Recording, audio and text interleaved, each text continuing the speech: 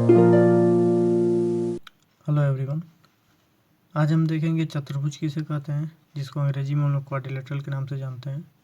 इसकी डिफिनीशन होती है कि चार रेखाखंडों से बनने वाली बंद आकृति को चतुर्भुज कहते हैं। इसके पहले हमने ट्रायंगल के बारे में, त्रिभुज के बारे में पढ़ा था कि त्रिभुज की डिफिनीशन हमने पढ़ा था कि तीन रेखाखंडों से बनने वाली बंद आकृति को हम लोग क्या बोलते थे, त्रिभुज बोलते थे। अब इसमें चार रेखाखंडों से बनने वाली बंद आकृति को हम लोग चतुर्भुज कहेंगे। देखिए, ए बी एक साइड हो गई, बी सी एक साइड हो गई, सी डी एक साइड हो गई और डी ए एक साइड हो गई। चार इसमें साइड्स हो गई, ठीक है। चारों साइड्स को मिलाने पर जो हमें मिलेगा वो क्या कहलाएगा, क्वाड्रिलेटरल कहलाएगा, जिसे हम चतुर्भुज के नाम से जानते हैं।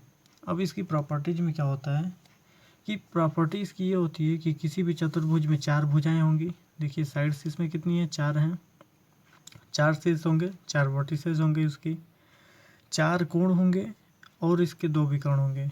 किसी भी चतुर्भुज में चार उसकी साइड्स हो गई, ठीक है, चार उसके वर्टिसेज हो गए, मतलब शीर्ष बिंदु हो गए, चार इसके एंगल हो गए। हम जानते हैं कि कोई भी दो लाइन्स जब एक दूसरे को कहीं काटती हैं तो जिस पॉइंट पर काटती हैं वहाँ क्या बनता है, कोण बनता है। अब हमने देखा कि अगर इस लाइन को आगे बढ़ा दिया, इस लाइन को आगे बढ़ा दिया तो यहाँ पे ये एक दूसरे को काट रही थी तो यहाँ एंगल बना। इसी तरीके से यहाँ पे हमें एंगल कितने मिल गए, चार मिल गए। अब देखिए, हमने अभी देखा है कि क्वाड्रिलेटरल में विकर्ण कितने होते हैं, दो होते हैं, जिसको हम लोग डायगोनल के नाम से जानते हैं।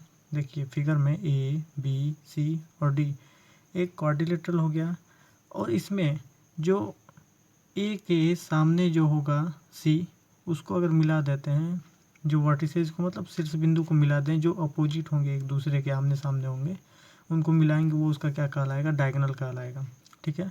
तो ए से हमने सी को मिलाया, ये उसका क्या कहलाएगा, डायगोनल कहलाएगा। उसी तरीके से बी से हमने डी को मिलाया, वो भी उसका क्या कहलाएगा, डायगोनल कहलाएगा।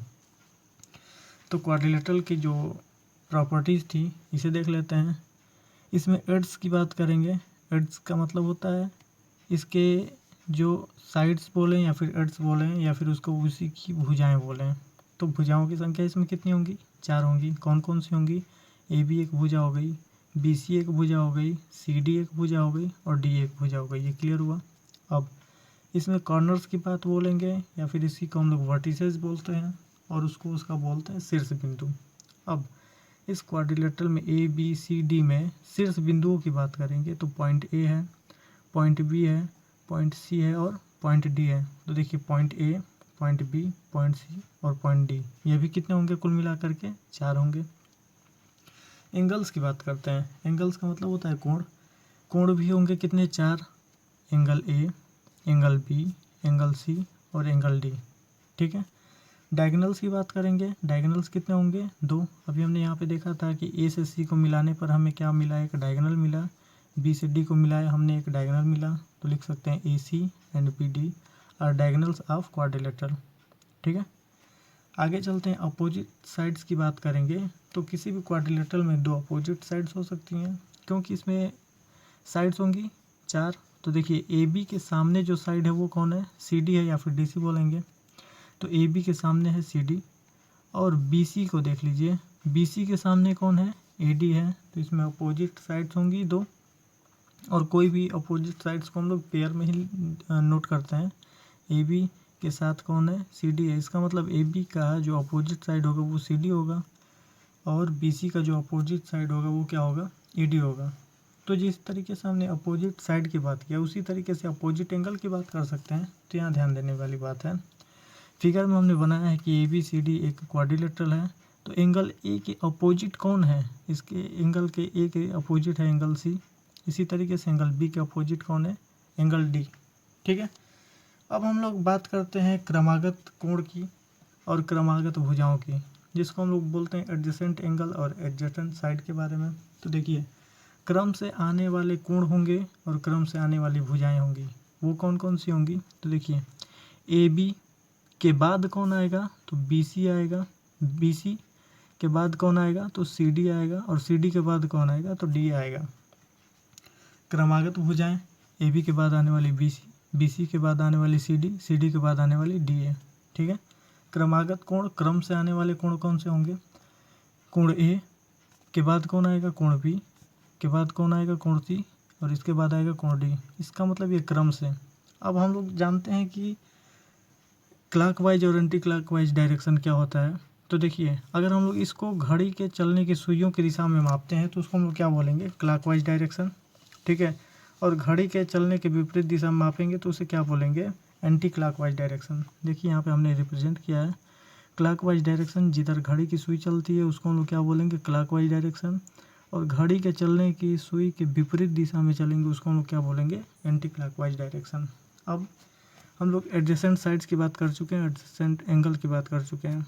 ये क्लॉकवाइज और एंटी क्लॉकवाइज का मतलब क्या है, तो हम लोग देखेंगे किसी भी क्वाड्रिलेटरल के लिए हम उसका नाम देते हैं कुछ ना कुछ।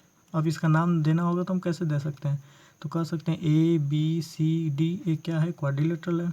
इसी प्रकार से हम लोग ए को यहाँ रख दें, बी को यहाँ रख दें, सी को यहाँ रख दें, डी को यहाँ रख देंगे। तो ये अब यहाँ से इस दिशा में मापेंगे, ये क्या हो जाएगा, एंटी क्लॉकवाइज डायरेक्शन में उसको मापेंगे, ठीक है। अब अपोजिट साइड्स भी हो गया। इसके बाद हम लोग देखते हैं कि कोई भी क्वाड्रिलेटरल ले लीजिए, ठीक है। मान लिया हमने एक ये क्वाड्रिलेटरल ले लिया, तो कोई भी क्वाड्रिलेटरल रहेगा उसके जितने भी एंगल्स होंगे, तो चूँकि क्वाड्रिलेटरल है इसमें कितने एंगल होंगे, 4 होंगे। तो चारों एंगल्स को अगर हम लोग ऐड करते हैं तो वो कितने के बराबर होना चाहिए, 360 डिग्री के बराबर होना चाहिए। इसके पहले हमने पढ़ा था कि ट्रायंगल में कि किसी भी ट्रायंगल के लिए उसके तीनों एंगल्स को अगर हम लोग ऐड करते हैं तो वो कितने के बराबर होना चाहिए, 180 डिग्री के बराबर होना चाहिए। तो क्वाड्रिलेटरल यहाँ से क्लियर हो गया। क्वाड्रिलेटरल को एक बार और देख लेते हैं क्या होता है। क्वाड्रिलेटरल में 4 साइड्स होंगी, 4 वर्टिसेज होंगी, 4 एंगल्स होंगे, 2 डायगोनल्स होंगे, ठीक है। इसके बाद हम लोग देखते हैं क्वाड्रिलेटरल के टाइप्स के बारे में कि क्वाड्रिलेटरल के कितने टाइप्स होते हैं, जिसको हम लोग बोलेंगे त्रिभुज के प्रकार, टाइप्स ऑफ क्वाड्रिलेटरल, ठीक है। तो फर्स्ट होता है वर्ग, जिसको हम लोग स्क्वायर के नाम से जानते हैं, बहुत पहले से इसके बारे में पढ़ते आए हैं। दूसरा होता है आयत, जिसको हम लोग रेक्टेंगल बोलते हैं। तीसरा होता है समांतर चतुर्भुज, पैरेललोग्राम। चौथा होता है समचतुर्भुज, इसको रोम्बस के नाम से जानते हैं। पांचवा होता है समलंब चतुर्भुज, जिसको हम लोग ट्रेपेजियम के नाम से जानते हैं। छठवां होता है उत्तल चतुर्भुज, जिसको हम लोग कॉन्वेक्स क्वाड्रिलेटरल के नाम से जानेंगे। सातवां होगा इसका अवतल चतुर्भुज, जिसको हम लोग कॉनकेव क्वाड्रिलेटरल के नाम से जानेंगे। और आठवां हो जाएगा चक्रीय चतुर्भुज, जिसको हम लोग साइक्लिक क्वाड्रिलेटरल के नाम से जानेंगे। अब यहाँ पे हमने देखा एक फिगर है कि ए बी सी डी एक क्वाड्रिलेटरल है, जिसमें बी डी उसका क्या है, एक डायगोनल है। हमने बी डी खींचा, वो उसका डायगोनल हो गया। हमने पॉइंट ए से इस बी डी पर नॉर्मल खींचा, मतलब लंब रेखा खींचा, जो कि यहाँ पे कितने डिग्री का कोण बना रही है, 90 डिग्री का एंगल बना रही है। उसी तरीके से पॉइंट सी से हमने इस बी डी पर हमने एक नॉर्मल खींचा, जो कि 90 डिग्री का एंगल यहाँ से बना रही है। तो हम लोग देखेंगे ए, मान लेते हैं ये एम हो गया और ये एन हो गया। तो ए एम की हाइट को हमने h1 से रिप्रेजेंट किया और सी एन की हाइट को हमने h2 से रिप्रेजेंट किया। तो इसका अगर एरिया बताना होगा, मतलब इस ए बी सी डी के चतुर्भुज का क्षेत्रफल अगर बताना होगा, तो इसका क्षेत्रफल का फार्मूला होगा कि चतुर्भुज का क्षेत्रफल बराबर 1/2 बी डी क्या है इसका, विकर्ण, इंटू h1 प्लस h2 का मतलब इनकी जो ऊंचाइयां हैं उनको हम लोग जोड़ देंगे और इसमें मान ला के रख देंगे, तो हमें जो भी मिलेगा वो उसका क्या कहलाएगा, तो उस क्वाड्रिलेटरल का एरिया हो जाएगा। और एरिया जब भी मापते हैं, इसके पहले बताया गया था कि वो किस में मापा जाता है, तो जो भी यूनिट रहेगा उसका क्या हो जाएगा, स्क्वायर हो जाएगा। इतना क्लियर। अब बारी बारी से इन सब के बारे में हम लोग विस्तार से पढ़ते हैं कि ये क्या क्या होते हैं। फर्स्ट हमारा आता है स्क्वायर। अब स्क्वायर के बारे में हम लोग देखेंगे, तो स्क्वायर को हम लोग हिंदी में वर्ग बोलते हैं, ठीक है। अब इसकी डिफिनीशन होती है कि वह चतुर्भुज जिसकी चारों भुजाएं, इनकी जो चारों साइड्स होंगी वो कितने की बराबर होंगी, तो सारी की जो लेंथ होगी वो एक दूसरे के बराबर होगी। चारों भुजाएं समान लंबाई के हों तथा दोनों विकर्ण समान लंबाई के हों, मतलब इनके जो हम लोग डायगोनल्स भी खींचेंगे वो क्या होंगे, इनकी लेंथ आपस में क्या होगी, बराबर होगी। तथा साथ ही इसके डायगोनल्स जो होंगे एक दूसरे पर 90 डिग्री का एंगल बनाएंगे, ठीक है। इसके जो दोनों डायगोनल होंगे एक दूसरे पर परपेंडिकुलर होंगे, ठीक है।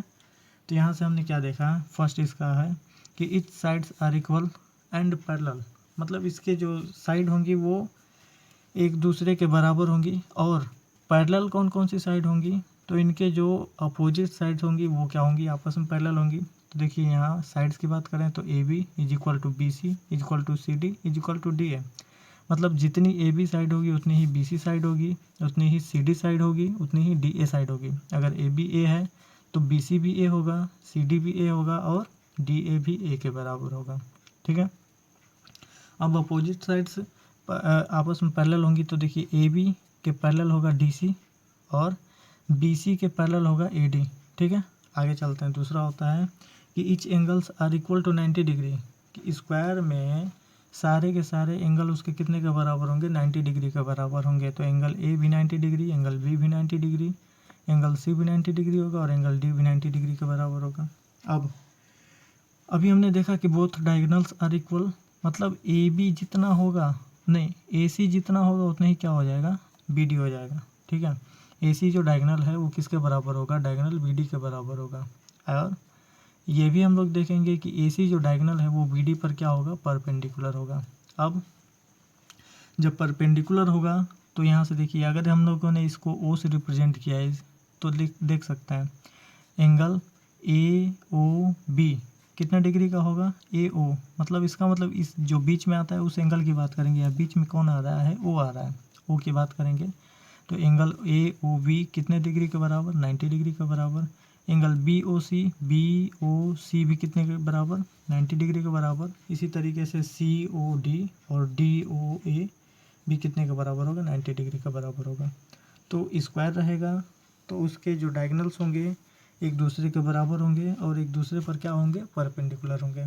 अब इस स्क्वायर के पेरीमीटर की बात करेंगे तो अब स्क्वायर रहे, रेक्टेंगल रहे या फिर कुछ भी रहे, कोई भी क्वाड्रिलेटरल रहे, अगर उसके पेरीमीटर की बात करेंगे, पेरीमीटर का मतलब यही होता है कि उसके चारों साइड्स कितने के बराबर हैं। ठीक है। चारों साइड्स कितने के बराबर हैं, तो सबको आपस में जोड़ देंगे। तो चूँकि हम लोग स्क्वायर के बारे में पढ़ रहे हैं तो देखिए चारों को जोड़ेंगे, ए प्लस ए प्लस ए प्लस ए कितने टाइम्स हो जाएगा, तो 4 टाइम्स हो जाएगा। इसको हम लोग 4a लिख सकते हैं या फिर इसी को लिख सकते हैं 4 इंटू साइड। अब साइड इसकी अगर 5 सेंटीमीटर की होगी तो डायरेक्ट हम लोग बोल सकते हैं कि उसकी पेरीमीटर कितने के बराबर होगी, तो 4 इंटू 5 इक्वल टू 20 सेंटीमीटर के बराबर होगी। 6th आर्टिकल है इसका कि लेंथ ऑफ डायगोनल। अब लेंथ ऑफ डायगोनल उस विकर्ण की लंबाई को अगर बताना होगा वो कितने के बराबर होगा, तो यहाँ से हम लोग देख सकते हैं विकर्ण की लंबाई के लिए अगर हमने डी बी सी की बात करेंगे तो ट्रेंगल एक डी बी सी बन रहा है। यहाँ कितने डिग्री का कोण है, 90 डिग्री का कोण है। अब हम लोग इसको निकाल सकते हैं कैसे, हम लोग यहाँ से पाइथागोरस का प्रमेय लगाएंगे।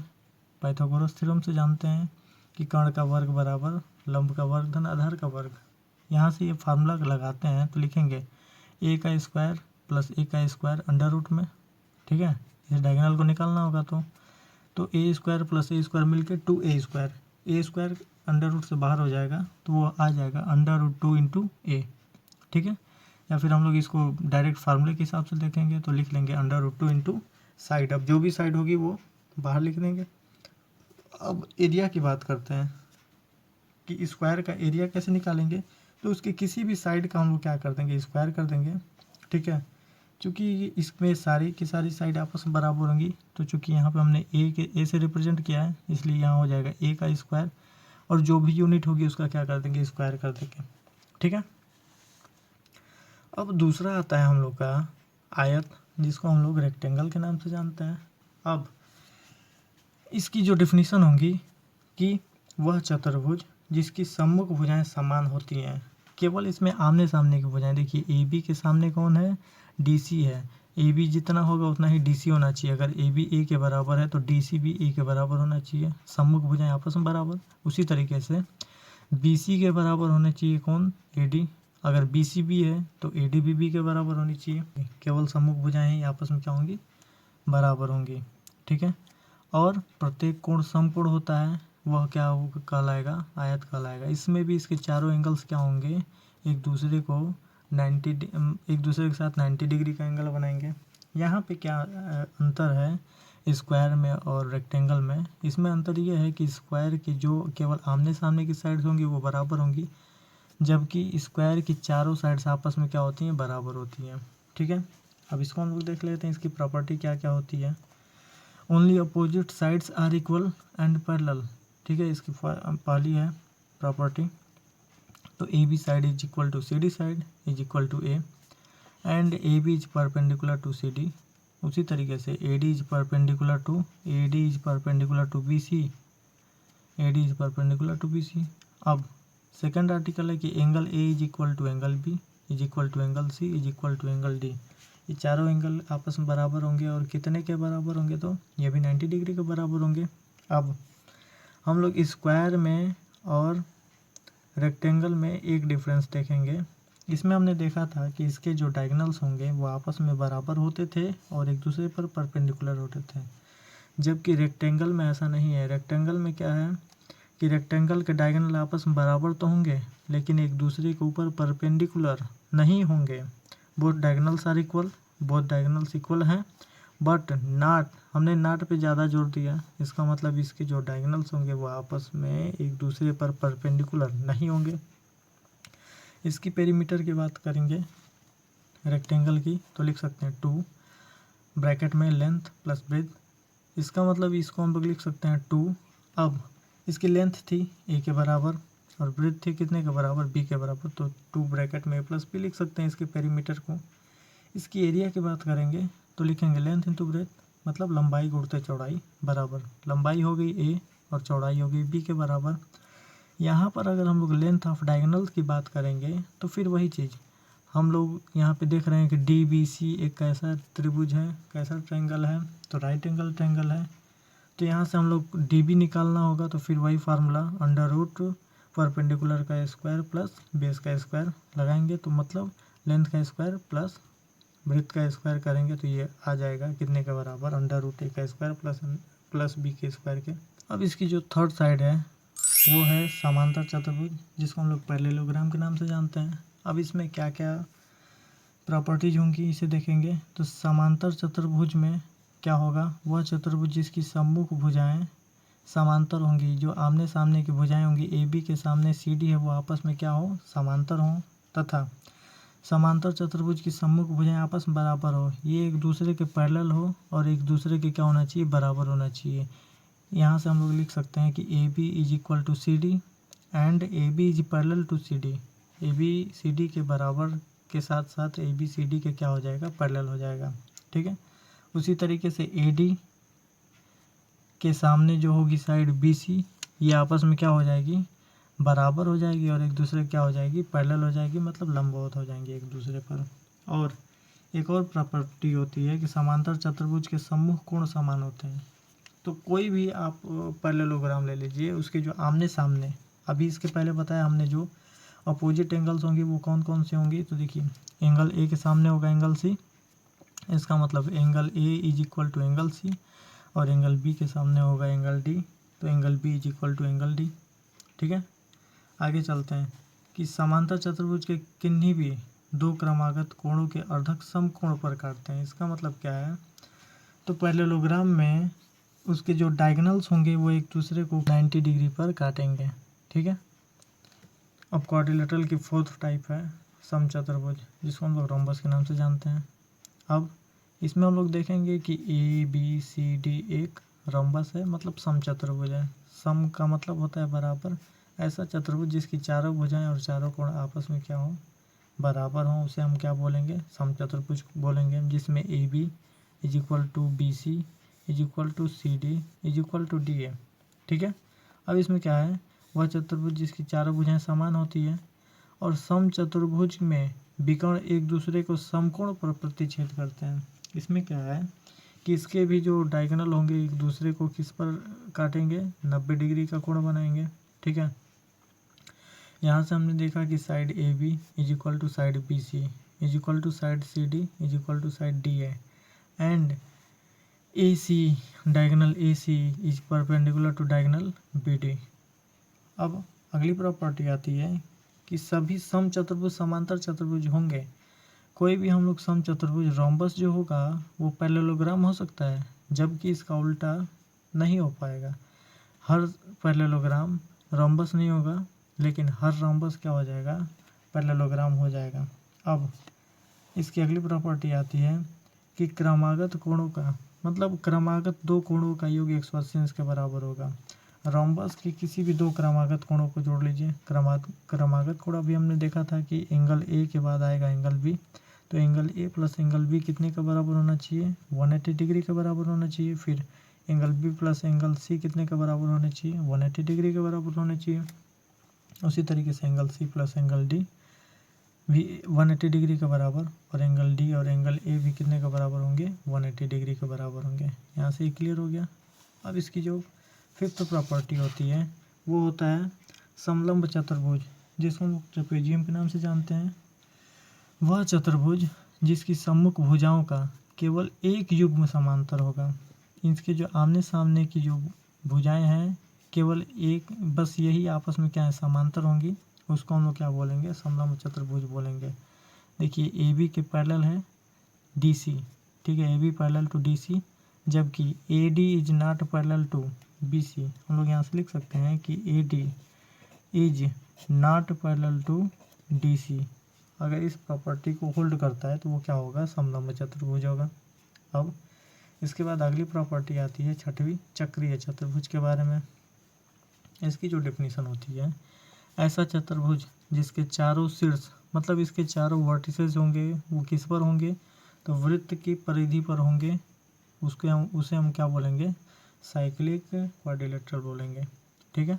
अब इसमें क्या प्रॉपर्टी होती है कि चक्रीय चतुर्भुज के सम्मुख कोणों का योग 180 अंश के बराबर होता है। इसका मतलब ये एंगल ए के सामने सम्मुख, अभी हमने इसके पहले देखा था, एंगल ए के सामने एंगल सी, तो angle A plus angle C 180 degree के बराबर होगा। उसी तरीके से एंगल बी के सामने होगा एंगल डी, ये भी कितने के बराबर होना चाहिए? जोड़ने पर 180 डिग्री के बराबर। तो लिख सकते हैं angle B plus angle D is equal to 180 degree. अब इसकी जो अगली टाइप है सेवेंथ, जिसको हम लोग उत्तल चतुर्भुज के नाम से जानते हैं, जिसको हम लोग कॉन्वेक्स क्वाड्रिलेटरल के नाम से जानते हैं। वह चतुर्भुज जिसका प्रत्येक कोण 180 अंश से छोटा होता है उत्तल चतुर्भुज कहलाता है। अब हम लोग कोई भी क्वाड्रिलेटरल ले लीजिए और उसके चारों साइड्स अगर 180 डिग्री से छोटे होंगे वो क्या कहलाएगा? तो उत्तल चतुर्भुज कहलाएगा। इसके हमें लिख सकते हैं कि each angles are less than 180 degree, मतलब एंगल बी ए डी, इस एंगल ए की बात करेंगे तो angle B A D is less than 180 degree. इसी प्रकार एंगल ए डी सी मतलब डी एंगल भी क्या होगा? 180 डिग्री से छोटा होगा। एंगल सी बी ए ये भी क्या होगा? 180 डिग्री से छोटा होगा। उसी तरीके से हम लोग डी सी बी को भी दिखा सकते हैं, वो भी 180 डिग्री से क्या हो जाएगा? छोटा हो जाएगा। उसे हम लोग क्या बोलेंगे? कॉन्वेक्स क्वाड्रिलेटरल बोलेंगे।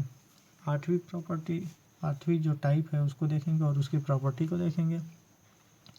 इसे हम लोग अवतल चतुर्भुज के नाम से जानते हैं। इसमें तो सारे एंगल्स क्या थे? 180 डिग्री से छोटे थे। जैसे हमने इसके पहले ट्रायंगल में पढ़ा था, एक्यूट एंगल ट्रायंगल में क्या होता था? न्यून कोण त्रिभुज में सारे के सारे कोण, मतलब त्रिभुज में 3 ही कोण होंगे तो सारे के सारे कोण 0 डिग्री से बड़े होते थे और 90 डिग्री से छोटे होते थे। उसी प्रकार से उसी प्रॉपर्टी से हम लोग क्वाड्रिलेटरल पे आते हैं। इसमें क्या होगा और देखेंगे कि इसमें क्वाड्रिलेटरल में इसके जो जितने भी एंगल थे वो क्या थे? 180 डिग्री से छोटे थे। और अब अवतल चतुर्भुज कॉन्केव क्वाड्रिलेटरल की बात करेंगे तो इसमें केवल एक एंगल, जैसे उसमें ऑब्ट्यूस एंगल की बात किए थे, ऑब्ट्यूस एंगल में केवल एक एंगल क्या था ट्रायंगल में कि 90 डिग्री से बड़ा था और 180 डिग्री से छोटा था। उसी तरीके से अब यहाँ पे केवल एक एंगल की बात करेंगे, ठीक है, केवल एक एंगल की बात करेंगे। अगर हम लोग इसको अगर सीधी रेखा खींचते तो हम जानते हैं कि एक सीधी रेखा पर कितने अंश का कोण बनता है? 180 अंश का कोण बनता है। हम लोग जानते हैं कि एक सीधी रेखा पर कितने अंश का कोण बनता है? 180 अंश का कोण बनता है। जबकि यहाँ पे सीधी रेखा ना होकर के उससे कुछ और बड़ी बन रही है, इस प्रकार की संरचना बन रही है, तो यहाँ पे जो कोण बनेगा वो 180 से क्या बनेगा? ज़्यादा बनेगा। तो यहाँ पे लिखेंगे कि वह चतुर्भुज जिसका एक कोण 180 अंश से बड़ा होता है अवतल चतुर्भुज कहलाता है। Angle D is greater than 180 degree. देखिए एंगल सी डी बी बोलें या फिर बी डी सी बोलें या फिर केवल एंगल डी बोलें, ये क्या है? 180 डिग्री से क्या है? बड़ा है, ठीक है। तो इनकी जितनी टाइप्स थी उन्हें देख लिया। अब हम लोग उस पर बेस्ड कुछ क्वेश्चंस को देख लेते हैं। कुछ प्रॉब्लम है इस पर। प्रॉब्लम है एक पैरेललोग्राम पे और दूसरा है रेक्टेंगल पे। देखिए लिखा है कि ABCD समांतर चतुर्भुज में यदि एंगल ABC 125 अंश के बराबर हो तथा एंगल ACD केवल 25 अंश के बराबर हो तो एंगल DAC का मान क्या होगा। अब हमने इसका फिगर बनाया सॉल्यूशन के लिए, तो हमने एक फिगर बना लिया। ABCD क्या है, समांतर चतुर्भुज एक पैरेललोग्राम है जिसमें ABC 125 डिग्री, ABC ये एंगल हो गया 125 डिग्री, और दूसरा क्या था ACD। तो ACD निकालने के लिए हम लोग क्या करेंगे, A से C को मिलाएंगे जो उसका क्या कहलाएगा, डायगोनल कहलाएगा। ठीक है, ACD का 25 डिग्री है। अब हम लोग जानते हैं, अभी हमने इसके पहले पढ़ा है पैरेललोग्राम के प्रॉपर्टी में कि पैरेललोग्राम के सम्मुख कोण आपस में क्या होते हैं, बराबर होते हैं। इसलिए एंगल A के सामने का angle C, angle A is equal to angle C और angle B is equal to angle D होगा। इससे हम लोग क्या देख सकते हैं कि angle A is equal to angle C लिख सकते हैं या फिर angle B is equal to angle D, जबकि हमें पता है कि एंगल B कितने के बराबर है, 125 डिग्री के बराबर है। इसलिए इसके सामने एंगल D, तो angle ABC is equal to 125 degree, इसलिए एंगल ADC ये भी कितने के बराबर होगा, 125 डिग्री के बराबर हो जाएगा। ठीक है, तो यहाँ से अब हमें ट्रेंगल बन रहा है। देखिए ADC एक क्या बन रहा है, ट्रेंगल बन रहा है, जिसमें हमें बताना है कि एंगल DAC कितने का बराबर होगा, DAC कितने का बराबर होगा, इस एंगल को बताना है ये कितने का बराबर होगा। ठीक है, तो हम जानते हैं कि किसी भी ट्रेंगल के तीनों एंगल्स को अगर ऐड करते हैं तो वो कितने का बराबर होंगे, 180 डिग्री के बराबर होंगे। तो एंगल DAC एक एंगल हो गया। फिर एंगल आगे वाला लिखेंगे एंगल ACD, एंगल ACD ये वाला एंगल हो गया, और एंगल ADC इसको हमने जोड़ा, ये तीनों एंगल कितने के बराबर होंगे, 180 डिग्री के बराबर होंगे। ठीक है, अब हमने इसकी वैल्यू को यहाँ पे पुट किया, इसकी वैल्यू को पुट किया, तो एंगल DAC की वैल्यू आ गई हमारी 180 डिग्री माइनस 150, और ये हमारा एंगल ADC की वैल्यू आ गई 30 डिग्री के बराबर।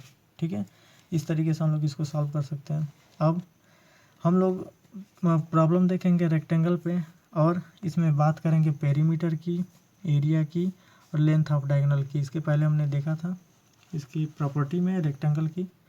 अब देखिए क्या होगा कि इन अ रेक्टेंगल ABCD, मतलब कोई रेक्टेंगल है ABCD नाम से, जिसमें AB साइड है 12 सेंटीमीटर के बराबर और BC साइड है 5 सेंटीमीटर के बराबर। AB साइड है 12 सेंटीमीटर और BC साइड है 5 सेंटीमीटर। और हम लोग जानते हैं रेक्टेंगल की प्रॉपर्टी होती है कि इसके प्रत्येक कोण कितने के बराबर होंगे, 90 डिग्री के बराबर होंगे। तो यहाँ भी कोण 90 डिग्री का होगा, यहाँ भी 90, यहाँ भी 90। अब यहाँ से अब हम उसकी पेरीमीटर की बात करेंगे, तो जानते हैं perimeter is equal to bracket में L प्लस B, मतलब लेंथ प्लस ब्रेथ, बाहर है ब्रैकेट में, ब्रैकेट के बाहर है 2। अब हम लोग इसको सॉल्व करेंगे तो 2 ब्रैकेट में लेंथ हो गई 12 और ब्रेथ हो गई उसकी 5। अब हमने इसको सॉल्व किया, 12 प्लस 5 17 इंटू 2 इक्वल टू 34, इसका पेरीमीटर आ जाएगा 34 सेंटीमीटर के बराबर। एरिया की बात करेंगे तो रेक्टेंगल का एरिया बराबर हम लोग लिखते हैं लंबाई गुणित चौड़ाई, मतलब length into breadth is equal to 12 into 5 is equal to 60। अब 60 जो है, जो यूनिट रहेगा उसका क्या कर देंगे, स्क्वायर कर देंगे, ये अभी बताया गया है। तो इसका यूनिट है सेंटीमीटर में, इसलिए सेंटीमीटर का हो गया स्क्वायर। अब लेंथ ऑफ डायगोनल की बात करेंगे, मतलब इसके एक विकर्ण की लंबाई बताइए कि विकर्ण AC कितने के बराबर होगा। तो हम लोग फार्मूला लिखेंगे, और इसका फार्मूला के लिए हम लोग यूज करेंगे पाइथागोरस थ्योरम का। अब देखिए यहाँ पर ट्रेंगल बन रहा है ABC, कैसा ट्रेंगल है, राइट एंगल ट्रेंगल है। जब राइट एंगल ट्रेंगल है तो हम लोग पाइथागोरस का थ्योरम यहाँ पे यूज करेंगे, और पाइथागोरस का थ्योरम यही करता है कि AC is equal to under root AB का स्क्वायर प्लस BC का स्क्वायर। बस यहाँ पे लिख देंगे लेंथ ऑफ डायगोनल में अंडर रूट में लंबाई का स्क्वायर प्लस चौड़ाई का स्क्वायर, और ये बराबर होगा तो लेंथ का स्क्वायर प्लस ब्रेथ का स्क्वायर, और ये बराबर है कितने के, तो 12 के बराबर इसकी लेंथ, और ब्रेथ है इसकी 5 के बराबर। तो इसका स्क्वायर करके हमने जब ऐड किया, 12 का स्क्वायर 144 और 5 का स्क्वायर 25, जब हमने ऐड किया तो अंडर रूट आया 169, और 169 को हम लोग लिख सकते हैं अंडर रूट 13 इंटू 13, और हमने यहाँ पे इसका पेयर बना लिया, इसलिए 13 आ गया बाहर। इसलिए इसका जो डायगोनल होगा, डायगोनल AC वो कितने का बराबर हो जाएगा, 13 सेंटीमीटर का बराबर हो जाएगा। ठीक है।